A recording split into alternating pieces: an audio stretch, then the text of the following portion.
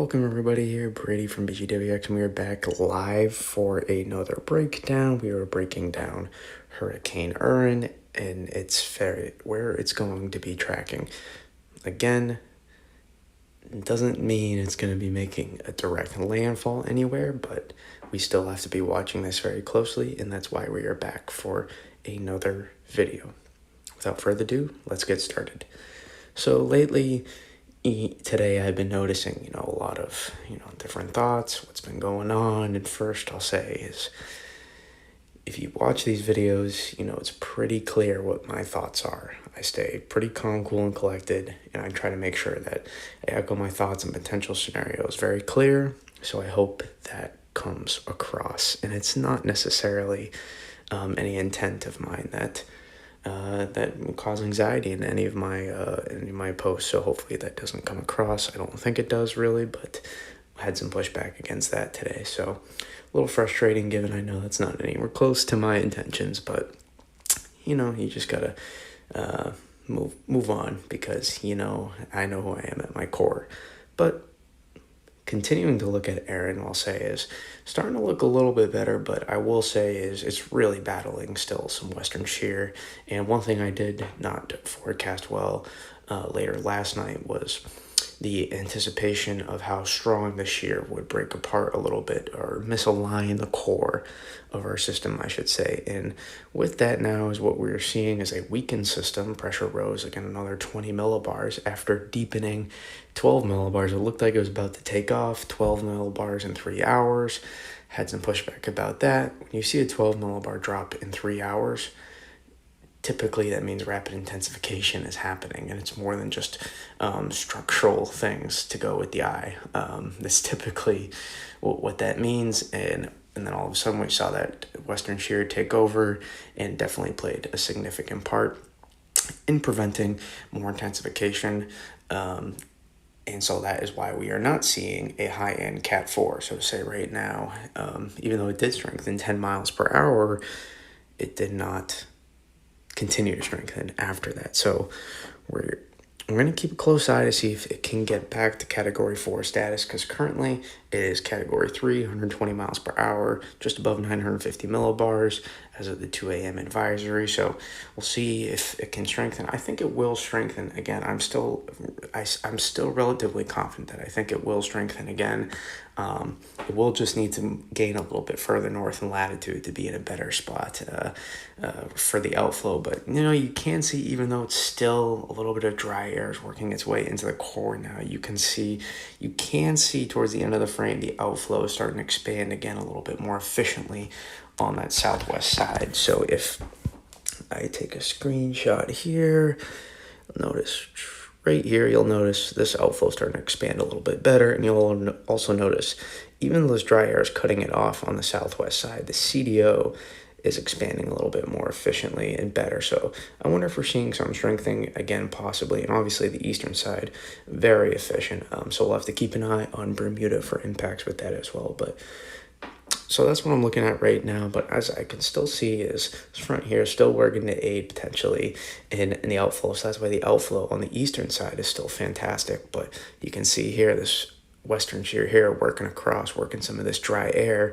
into the system and cutting off and misaligning the core a little bit as well, but also working some dry air into the western side of the system as well. So we're going to have to keep an eye and see, can the CDO continue to expand here overnight into the early morning hours?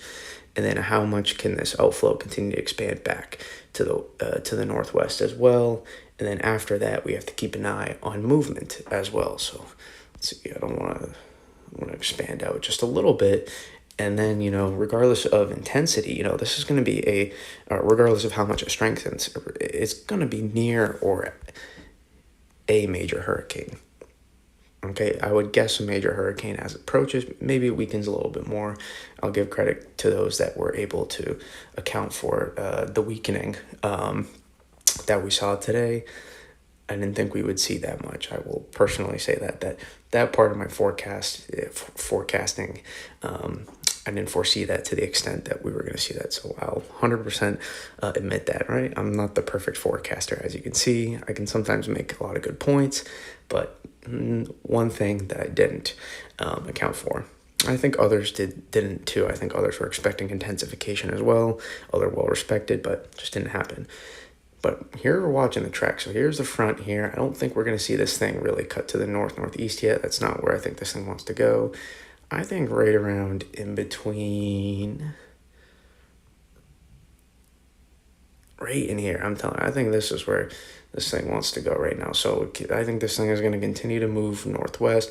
And then the question is, how close of an approach does it get after once it starts gaining latitude? And what does that angle look like here? We have this big, see if I can zoom out even a little bit more, which I think I'll try to do. Let's do that right here. You'll notice this retrograding low is starting to dive down now, right? This old frontal system connected, right? Helping to expand the outflow here. You have this system out here as well. And then this is the front connected, all of this connected. And so the question is, how quickly does this get out of here? That was a little messy, but and how quickly does this whole thing start to get out of here? That will play a part. How strong is the ridging over the Atlantic as well? This is stronger than expected and forecasted. As this continues to push out this high pressure here, this will move to the west, or this will move out to the east, this high pressure. And so as this moves to the east, how strong will that be? Models often underestimate. I'd expect it to be a little bit stronger than models are forecasting, so account for that. Some possible more western shifts are possible, and so we'll have to keep an eye on that. And again, when I say western shifts, that does not necessarily mean it's an all-out Cat 5 landfall.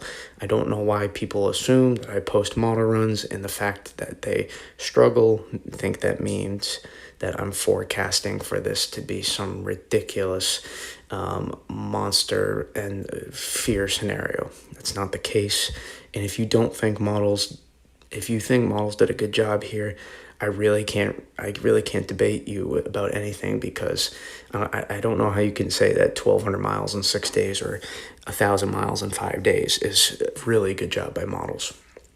That's a horrendous job. Regardless, that doesn't mean that was a forecast. I'm talking about the models themselves, and people are misunderstanding some of those posts I talk about. So I want to get that out of the way as well.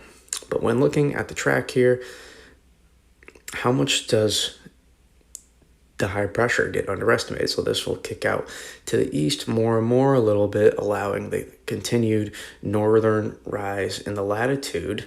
And as we see that, the question is, right, where does this all go? How fast? How much to the northeast will this be when Erin is gaining more latitude? How strong, right? How strong will this ridge be as it moves out to the east, and what part will be stronger too? If the northwest part is stronger, this could allow for a further northern angle, and then we start worrying about some of these places. Not panicking or anything, just we start looking at these places to be a little bit more concerned for potentially an even stronger wind gust, I would say, into these places as well, but in particular southeastern New England to eastern Long Island. Far southeastern New England into eastern Long Island. That's when we start looking at potential for maybe an increased odds for tropical storm conditions, for a sustained period of tropical storm force winds, and potentially the closer we're able to track, the stronger those tropical storm force winds would be. So we have to keep an eye on that. It would take a hard change in track for there to be any concern for any hurricane force winds anywhere in any of the islands or Cape Cod. So I'm not forecasting that right now, but I would leave it in the never say never, but unlikely as of right now. It would take real significant track change, but not technically impossible. So just mentioning that, just in case we do see that, I'm mentioning how we can see an increase in direct impacts. Regardless, that would also increase erosion to beaches and higher waves. Some of these places, as well as the coastal flooding threat all along these places during high tide, with I believe some sort of moon. I forget what kind of moon, but it could play a factor for coastal flooding as well. But moves to the northwest, And then we start looking at the potential concern for how close does this get before it starts to gain latitude and kick out, right? Does it get that close, or is it much further out? Because remember, this thing does not need to make a direct landfall for major impacts. Look how big this storm is, and it's only going to keep expanding. This thing is only going to keep expanding. So this is a storm that's only going to get, it's going to probably get a little bit stronger again. In my opinion, if I had to guess, at some point, maybe it gets a little bit weaker before it gets a little bit stronger. That's certainly possible. And maybe that doesn't even out as much, but this is a storm that is going to get bigger. And so the question is, how close does that center get to allow that western side, get in there? Because those hurricane force winds are potentially lurking very close on some of these model runs that you see right now. And I'm not necessarily buying into what exactly model runs are going to be exactly be. So forget exactly what the models show. Let's just talk about what I think could happen and where that could set up, and how certain scenarios could increase the potential for impacts or decrease the potential for impacts as well. So that's kind of what I'm looking at right now in terms of the short-term track with how things are playing out as we look at the mid-level water vapor imagery. Currently, you can obviously dealing with some problems, so it's not all set in stone, but and then also, if you notice in the bottom right corner of your screen, that's another tropical wave that we're going to have to keep an eye on. There's another one after that as well, and we will have to keep an eye on this one as it is favoring odds for development at this time, and that could present threats to land down the line. So we'll have to keep an eye on that. I figure I'd mention that now rather than later. But, we have to, again, there's still a lot of spreading guidance. I don't think I'm even going to show any model guidance. We're just going to have to continue to keep a close eye. I guess I'll show the wind swaths just to give you a concept of how big this wind field is going to be. I think that you can visibly see. I just don't like showing it with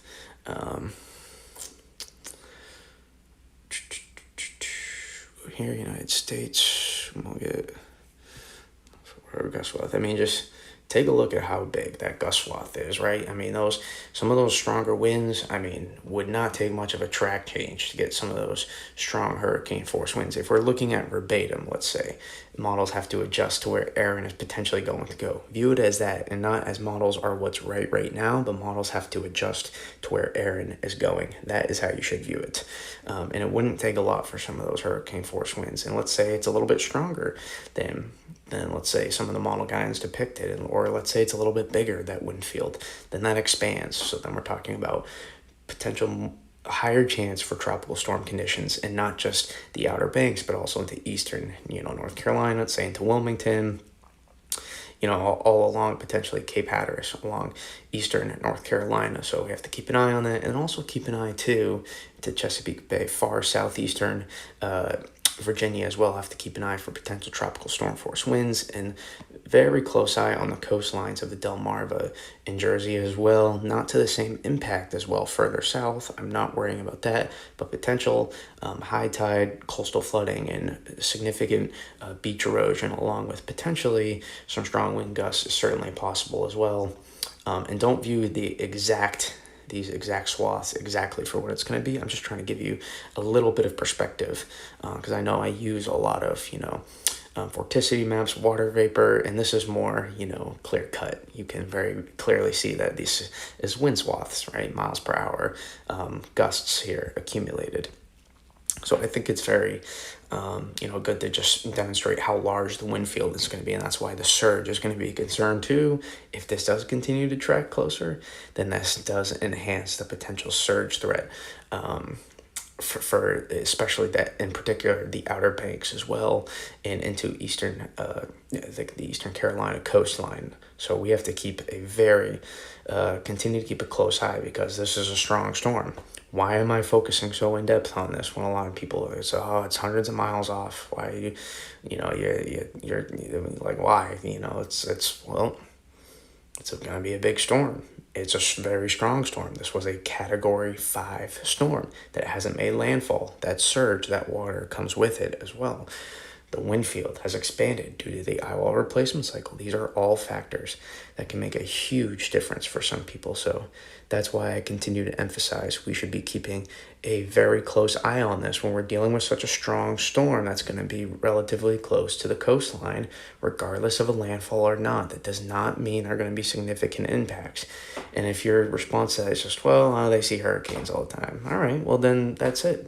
I guess they shouldn't prepare at all. They should just, hurricanes happen, whatever. Da, da, da. What do you want? Like, you want me to not discuss the hurricane that's very close to the coast? Like, I don't understand that aspect. You want to do the same thing for, for anywhere else? Like, that to me just doesn't make sense. And that's just shooting the, you're just saying stuff to say stuff. And at that point, what's your real intention? So I wish I could say I was a little bit better at not letting that stuff bother me as much as I should. But, it takes time. It's only because I care. So it doesn't really bother me at the end of the day that much. It's more surface level frustration than actual deep frustration, because I can go home, or I'm gonna go after this video and get some rest and enjoy my vacation. So if I do post a little bit less on X, that's why I'm on vacation right now. So I appreciate you all tuning in, though. In the meantime, continue to keep a close eye. I'll do my best to update you all on X and try to get another video out tomorrow night. Peace.